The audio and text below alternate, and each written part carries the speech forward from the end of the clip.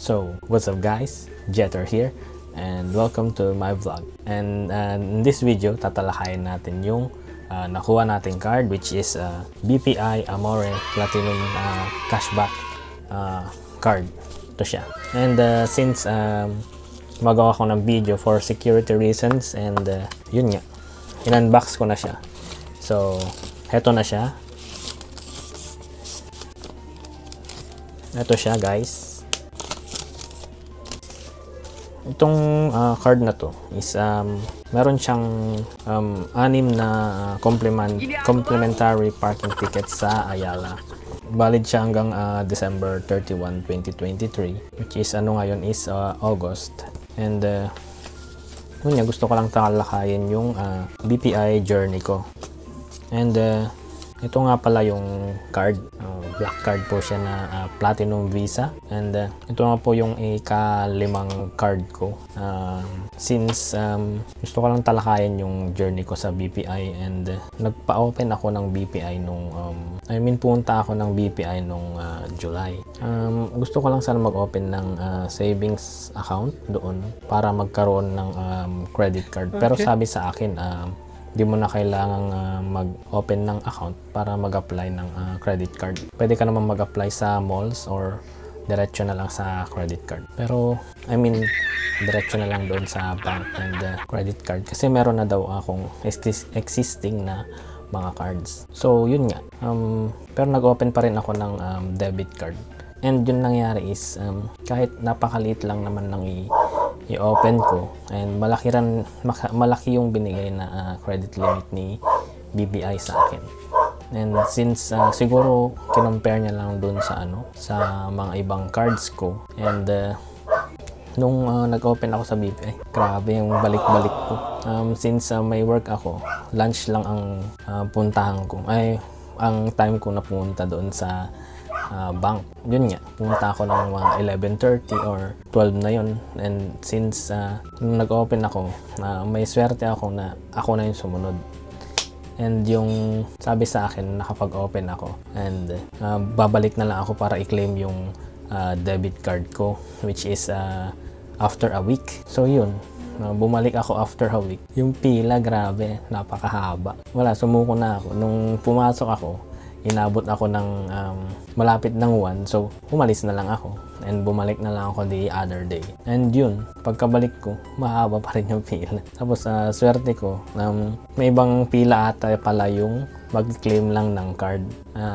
Naswertehan ko at kinuha na lang yung slip ko and yun na, kinuha yung slip ko and sila na ang nag-process and nabigay sa akin yung card. And yung BPI na credit card nga pala is nag-text sila sa akin mga last week or last week na ata na nagpa-process na yung card. Then sabi doon sa may nag-text ulit na i-deliver na daw. And after a day, merong ulit na nag-text na pro-process ulit. So yun nga, tumawag na ako dun sa customer hotline. Then sabi nila may na-process na or pina-process na yung card. And then tinanong ko kung ano yun na card.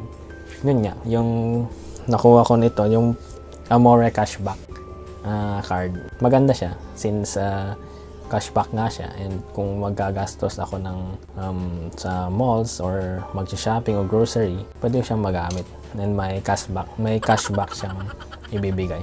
Pero ang alam ko, nababasa ko dito sa kanilang page, 15,000 per year lang yung maximum na cashback mo. And ang alam ko, hindi mo ito makukuha na pera since ang alam ko, i-deduct tong cashback na ito doon sa present bill mo kung gusto mo mag-claim. And I think is by 500s yung increment niya. Pa-comment na lang down below kung tama yung info ko or kung may mistake ako. Pwede naman akong i-correct kung sakali na mali. So yun nga.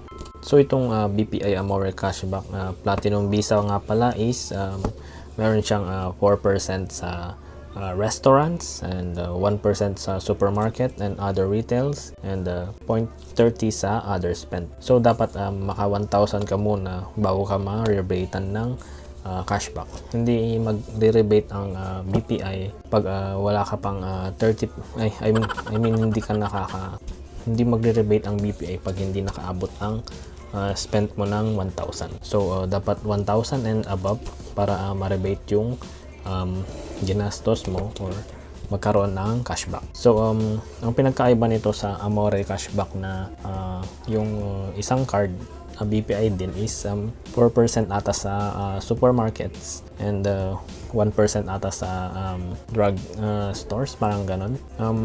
Yung pagkaiba nito is parang nagkapalit yung restaurant, naging 4% and 1% na lang si supermarket, pero mas marami ang coverage na cashback options nito, katulad ng yun nandito, papakita ko na lang sa baba sa may description down below yung link papunta doon sa terms and conditions ng BPI. Lilink ko na lang down below. And pag nakuha nyo yung card nyo or any credit cards, debit cards, so dapat pirmahan nyo na lang yung sa likod. And wag nyong papakita yung CVV sa kahit na sino. Or kung may sticker kayo, pwede nyong i-memorize yung CVV nyo para takpan nyo na lang, para kung gagamitin nyo sa mga retail stores ay makasigurado kayong hindi nakikita yung CVV nyo. Or sabagay, minsan safe naman po sa mga big stores natin. And pagkakuha nyo ng card nyo, kailangan nyo yung i-activate to. May instruction naman po dito sa may BPI na mga papel na paano i-activate yung card nyo. And since credit card, lahat naman po ng credit card merong ganun, i-activate nyo muna and download nyo na lang yung app nila. And kung may debit card kayo sa BPI, magpapakita doon sa app nyo yung debit card. And kung nag-apply kayo ng credit card, is magpapakita na rin doon agad yung credit card nyo, nakalink na agad sa pangalan nyo pag nasa BPI. Pero yung bank ata, kailangan mo nang enroll yung mga cards nyo online. So tips ko lang sa mga gustong gumamit ng mga credit card, na huwag kayong gumamit kung hindi nyo naman kayang kung hindi naman kaya ng budget nyo para bumili ng bagay. Since ituring nyo yung credit card nyo na kunwari may cash kayo, instead na magbabayad kayo ng cash, ay gagawin nyo na lang ibayad nyo yung credit card nyo. Ma-hassle free pa kayo magbayad ng cash since hindi na kayo mababaryahan.